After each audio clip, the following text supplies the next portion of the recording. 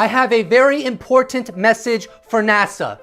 I know that you know that we are not alone in the universe. Let me make my case. But before I do, I want to explain to you what prompted this open letter. I came across a truly absurd article published on November 15th, 2017. NASA expert says we will find alien life within 20 years as space agency outlines its search for extraterrestrials. And then I had the profoundly unpleasant experience of watching the linked video to the article made by NASA titled How to Find a Living Planet. In that video, Dr. Sean Goldman, who was a NASA scientist, says at the very end of the video, I firmly believe that one of two things is going to happen in the course of my scientific career. Either we're going to find evidence that we're not alone in the universe, or we'll have so exhaustively searched for it and not found anything that we'll know that the universe is a lonely place and that our place in it is more special because of that. Either way, I can't wait to find out what we uncover in the next 20 years. I got some really bad news for you, Mr. Goldman. I'm sure you're a really smart guy and you have all kinds of degrees. I have a degree in communication, which is very low on the totem pole, but I have a PhD in common sense. And I'd like you to know, and I'd like all the scientists heading up NASA's search for life in the universe to know, that for the love of God, we've been aware of the ET presence since the 1940s. We have mountains and mountains of evidence that unidentified aerial technology has been entering our atmosphere. These technologies are intelligently controlled and far surpass anything the US has or any other country in the world has. Why you don't know this is impossible for me to comprehend, but I guarantee you there are segments in NASA that are not only completely in the know about this, but are hiding data from you which would give you a conclusive answer as to whether we are alone in the universe or not. So while you and your colleagues are getting hard-ons for frozen moons and the habitable zones that have water and so may harbor microbial life, I'm looking at the evidence right beneath our noses, which is ETs traveling through interstellar space to visit our planet. Mr. Bigelow, can you please give my friends at NASA a little dose of common sense? Do you imagine that in our space travels we will encounter other forms of intelligent life? You don't have to go anywhere. You can find it here. Yeah. Where exactly? It's just like right under people's noses. Oh my gosh. Wow. Secretary Hillary Clinton, can you please give my wonderful friends at NASA a little bit more of a dose of common sense that they so heartily need? Now, if you become president, are you really going to tell the truth about UFOs? I am. Are you going to tell the truth about aliens? Thanks, Otis. We're not going to the White House now. Thanks. No. She promised I it. did. Oh, yeah. Yeah, no, these are two separate issues. You definitely are coming. I have said I want to open the files as much as we can. I mean, if there's some huge national security thing and I can't get agreement to open them, I won't. But I do want to open them because I'm interested. Do you believe? I don't know. I want to see what the information shows, right? But there are enough stories out there that I don't think everybody is just sitting, in their kitchen making them up. I think that people see things. What they see, I don't know. Yeah. Mm-hmm. But we've got to try to, give people information. I believe in that. This interview took place while Secretary Clinton was running for president, so she was being very delicate with the ET subject. However, I can assure you there is more than enough information that is accessible to anyone to substantiate that we are not alone in the universe. I can only dream of what your higher ups in NASA have that they are keeping from you.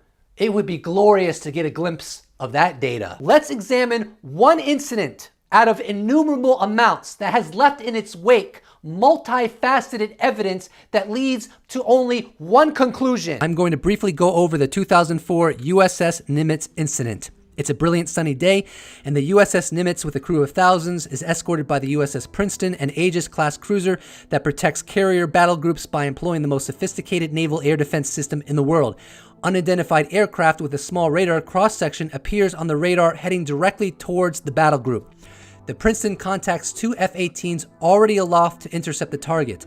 As they approach, the four aviators see that the object has no wings or exhaust. It's white, oblong, some 40 feet long, and perhaps 12 feet thick. The pilots are astonished to see the object suddenly reorient itself toward the approaching F-18. In a series of discrete tumbling maneuvers that seem to defy the laws of physics, the object takes a position directly behind the approaching F-18. The pilots capture gun camera footage and infrared imagery of the object. Low on fuel, the F-18s return to the carrier. The strange object remains in the vicinity of the Nimitz for hours, monitored by the USS Princeton and radar aboard a Navy E-2 Hawkeye aircraft. At one point, the object soars to 80,000 feet, hovers, then drops at supersonic speed, coming to a full stop a mere 50 feet above the ocean, where it resumes hovering. More F-18s are dispatched, but with similar results. As before, the engagement occurs in broad daylight, and the secret machine easily evades the F-18s. Dozens of military personnel aboard the various planes and ships involved are privy to these interactions. So let's examine the evidence. There's radar from multiple sources, infrared imagery, gun camera footage from multiple planes, eyewitness accounts by trained personnel. Additionally, it's recorded on radar that the object at one point soared to 80,000 feet, hovered, and then dropped at supersonic speed, coming to a full stop a mere 50 feet above the ocean, where it resumed hovering. Hey everybody, I just got the news. Those NASA scientists tasked with searching for extraterrestrial life who have permanent hard-ons for Enceladus and Europa have just gotten back to me. They examined the 2004 Nimitz Evidence, and they believe the whole thing is swamp gas. NASA scientists, was my comment about swamp gas a straw man? Okay, fair enough. How about you tell me what you think that craft was, or that object was, that occurred in 2004 to the Nimitz? Please. I mean, you guys are in the business of searching for extraterrestrial life. So how about you spend about, 45 minutes, look at the evidence, get behind the podium, and tell the whole goddamn world what you thought that was? Are you afraid of the conclusion that you might reach? I know Enceladus and Europa is really exciting, but just give it a try. Trust me. You won't regret it. This brings me to the last area of focus. There are innumerable cases that have occurred within our own atmosphere, like the 2004 Nimitz. So this begs the question, NASA scientists, how many incidences have happened outside of our atmosphere? How many crafts have crossed paths with NASA probes, NASA satellites, NASA space stations? If you believe the crafts only like to mess with airspace over battleships and nuke facilities and not mess with any NASA properties, I got a message for you. That's right, to all you NASA scientists who are charged with looking for life in the universe, there are segments of your own administration who are keeping the truth from you. This is undoubtedly going to be a very, very difficult pill for you to swallow, but a pill that nevertheless you will be swallowing very soon. NASA scientists, about a month ago, we have literally verified that there is a segment within our own Pentagon that monitors unidentified aerial technology coming into our Earth's atmosphere. Lou Elizondo was the head man for that operation and has retired from the Pentagon about a month ago. His credentials have been vetted by journalist Leslie Kean.